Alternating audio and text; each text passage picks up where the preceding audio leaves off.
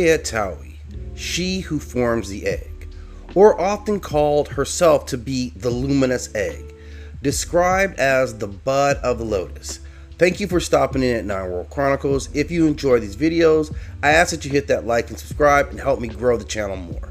Now, this deity is extremely important in her role and in her relative power scale.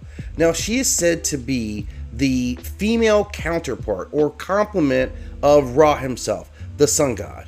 She is more closely associated with Montu, who is said to be her consort, but in her singular role, she is seen as a depiction of the solar deity. She is most often equipped with the headdress of the sky goddess Hathor, or typical of Hathor's style, having the solar disc, the cow's horns, and the Uraeus serpent in some form of combination.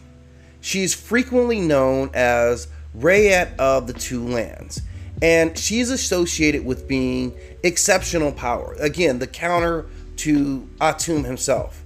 Now, in many times in her dynasty, it is said that she is the consort of Montu, but she was the wet nurse of Neith. And in that role, as Thoth is considered to be the son of Neith, she would have been the primordial deity who nursed the great primordial god himself. And this would play a big role in how she was portrayed. Again, her being called she who forms the egg or the luminous egg suggests that she is linked into the starting of the cosmology, the birth or shaping of the cosmology.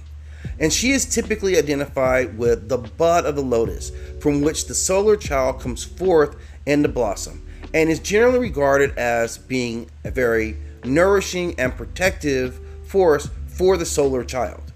Now, the name Raettawy has also come to mean a title that was carried by the Eye of Ra, and these were deities who were highly identifiable, most often being Hathor, Mut, Aset, and at times Bastet, and they were seen as carrying the power of the deity themselves.